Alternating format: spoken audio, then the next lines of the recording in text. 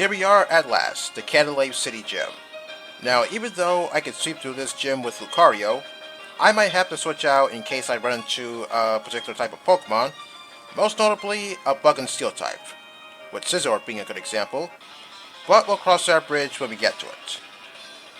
Anyway, the puzzle in this gym consists of you taking a bunch of lifts, so it's a pretty straightforward puzzle. You really shouldn't have any trouble with this puzzle at all. Although, I'm not really sure if I really struggled with this puzzle years ago when I played Diamond. If I did, then I guess I forgot about it at this point. Anyway, just by looking at this gym puzzle, that reminds me of something. I think I saw this particular gym puzzle in Pokemon Unbound, but in that game, the puzzle was in an electric-type gym, and the puzzle was kind of hard too, actually. I'm not really sure how I managed to figure out the puzzle. I think what I did was, I guess I kind of went around the gym and pressed on some random switches so that way I could solve the puzzle, and I guess that worked. I mean, the lifts I saw in that game, obviously they were taken out of Diamond, Pearl, and Platinum, so yeah, I guess it's a nice little throwback to Generation 4. Well, most notably, Diamond, Pearl, and Platinum. But still, I'm not even sure how I managed to solve the puzzle in Pokemon Unbound. It just happened. I can't really explain it at all. Okay, moving on to something else. Since I'm in a gym full of Steel types, it's only fitting that I talk about them. And there are two Steel types in particular that I want to talk about. One of them obviously being Metagross, since last video I saw that Riley's Metagross had a different ability that wasn't Clear Body. So I looked up on the forums to see what other ability Metagross gets in this game in addition to Clear Body, and it turns out it's Iron Fist. Okay, that's a pretty good ability for Metagross to have. Boost the power of its punching moves by 20%. And the punching moves Metagross can get in this game consist of Ice Punch, Thunder Punch, Bullet Punch, Meteor Mash, and Hammer Arm. Now, I think I have a pretty good idea why Drano gave Iron Fist to Metagross.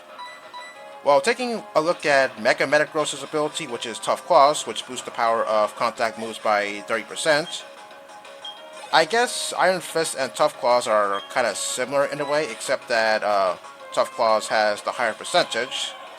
Well, even though Tough Claws didn't exist in Generation 4, I guess that's what prompted Drano to give Iron Fist to Metagross. So, yeah, I guess he wanted to make Metagross a little bit like its Mega Evolved form. So, I guess that's why Metagross has Iron Fist in this game. Oh yeah, something else about Metagross that you should know, well actually, Beldum. In this game, its catch rate has been modified so that way it's 45 and not 3. Okay, good thing too, because, well, years ago when I played Diamond and Dawn's sister told me that there was a mass outbreak of Beldums on Route 228, I think it was Route 228. Yeah, I was trying to capture a Beldum, but no matter what I did, I couldn't catch it at all, and it was really disappointing. Although, I was a kid during that time, so I had no idea that Beldum had that kind of catch rate. Well, good thing Beldum has a catch rate of 45 in this game, as opposed to 3, since that's the catch rate of most legendaries.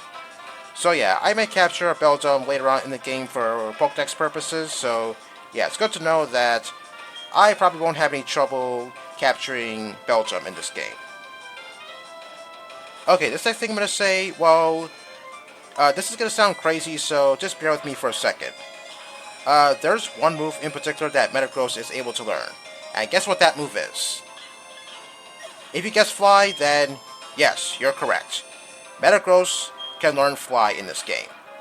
I know this is kind of hard to believe, but it really is true. I mean, I'm not really sure if a whole lot of you read some Pokédex entries, but some of Metagross's Pokédex entries say something about how it can float in the air by tucking in its 4 legs, and, well, floating and flying, I guess they're two different things, so yeah, I'm not really sure about that.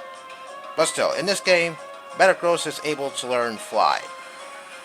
Now, I took a look at Metagross's walking animation in Brilliant Diamond and Shining Pearl, and yeah, I did like the way it moved. It's exactly what the Pokédex entry said. Well, actually, the Pokédex entries I saw, they came from Ruby and Omega Ruby. As for its other Pokédex entries, I don't think it said anything about how Metagross can float in the air. But still, the way it was moving, yeah, it was pretty cool looking.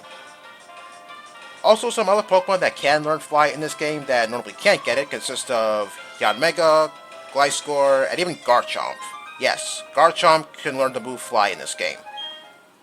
I mean, that should make a little bit of sense because a lot of its Pokédex entries say something about how when it folds its body and extends its wings, it can fly like a jet plane.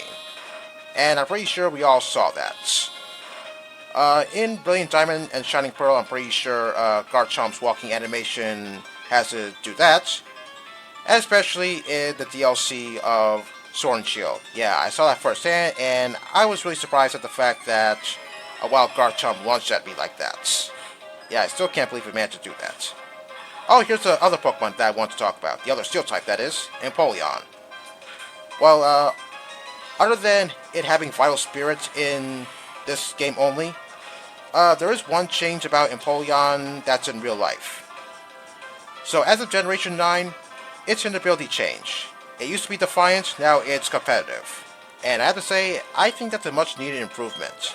Because Defiance, well, in my opinion, I don't think Empoleon is really much of a physical attacker unless maybe you decide you want to make it a physical attacker. I mean, I'm pretty sure it can get Sword Sands and whatnot. And some other physical moves that it can learn consist of, let's see, there's Earthquake, Steel Wing, Joe Pack, and I guess some other physical attacking moves I can't really think of at the moment, so yeah, I guess Defiant can help out with that. But the way I see it, Empoleon is more of a special attacker, so yeah, as I said, giving competitive to Empoleon is a much needed improvement. So if one of its stats goes down, then it'll get +2 in special attack. Well, depending on what you decide to give your Empoleon, I guess it could be a pretty formidable opponent. Yeah, I knew I'd be fighting Scizor in this gym, so yeah, that's why I went in Honchkrow, so that way I can one-shot it with Heat Wave. But I'm pretty sure that's not the only Bug and Steel type I'm going to see in this gym. Oh yes, back when I fought that other worker who's right over there, that lift towards the left, yeah, I guess you could ride that lift, so that way you don't have to fight that trainer, but, well, if you do that, then you're not going to get to fight him ever again after you beat Byron, because, well, that's just how the game is programmed. So yeah, it's pretty recommended that you fight all the gym trainers whenever you enter a gym. So yeah, Empoleon with competitive. Yeah, that's going to be a pretty formidable opponent to handle, especially if you were to pull off certain combos. I'm not really sure what combo you could pull off with competitive, but I've seen a lot of combos involving certain Pokemon, so I guess some people could figure out a certain combo involving competitive. Now, as for this place in Diamond and Pearl, well, the puzzle was the same, obviously, but as for the Pokemon you encounter here, well, it's kind of strange about the Pokemon that you could find here. Actually, no, wait, let me put that a different way. The Pokemon that the trainer's using here, well, yeah, it's kind of strange. Well, here's some of the Pokemon that you could find here if you're playing Diamond and Pearl. Onix, that last trainer I fought, the Ace Trainer, he had a Skorupi on his team for some reason. And another Ace Trainer I'm going to fight a little bit later on, she had an Azumarill on her team. Okay, obviously those two aren't Steel types, but I know for a fact that those two Pokemon had Iron Shell as one of their moves. So, yeah, I take it there weren't a whole lot of Steel type Pokemon in Diamond and Pearl. But thanks to the expanded Sinnoh Dex, yeah, you can find a whole bunch of Steel types in Platinum. And the weird thing about the gym trainers in Diamond and Pearl is the fact that, well, I think Onix was the most frequently seen Pokemon in this gym. Yeah, I don't get it either. I mean, yeah, sure, it can learn Iron Tail upon leveling up, but still, shouldn't all the trainers in here have Steelix? I mean, after all, that is a Steel type, so what the hell? So yeah, in total, I think you fight about 7 Onixes in the Candle Lake Gym if you're playing Diamond and Pearl, and yeah, that is kind of a strange thing to see, or a strange thing to experience, or whatever you want to call it. Yeah, 7 Onixes in the Candle Lake Gym, And yet, I don't really see a whole lot of Steelixes in the Canalave Gym when I play Diamond and Pearl. I mean, yeah, sure, Steelix has a base defense of 200, but you don't really have to focus on its physical defense. You could just target its special defense, assuming you have any special attacking moves on you, that is. And I'm pretty sure you should at this point, because, well, at this point, I guess you have a Pokemon on you with Surf, so yeah, I guess you could target one of Steelix's weaknesses, that being water, so yeah, you really shouldn't have to focus on Steelix's huge physical defense. Okay, this is the person I was talking about that had a Azumarill back in Diamond and Pearl.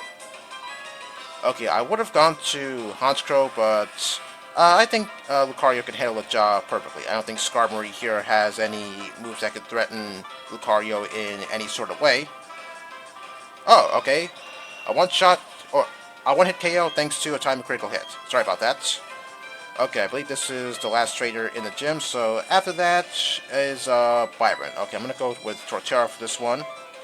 I would have gone with Gastrodon, but I'm pretty sure if I did that, then Mawile would go first, and I'm not really sure what this thing has, so it's the only thing that I took it down pretty quickly.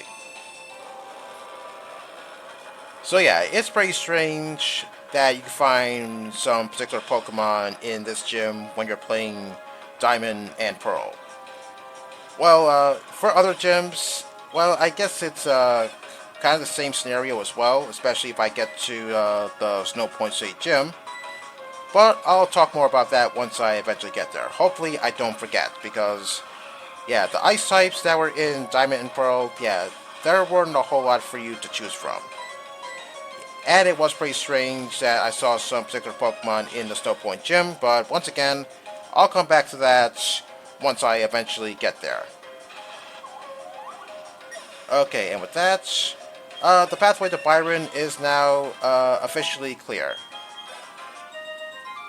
Okay, there's one more path for me to take, and that's going to take me straight to Byron, but given the fact that obviously he has 6 Pokemon in this game, I don't have a whole lot of time to fight him, so I'm going to put that off for next video. Okay, this is the last lift you're going to take, which will take you straight to Byron. Alright, and with that, next time, your boy Griff takes on the man with the steel body.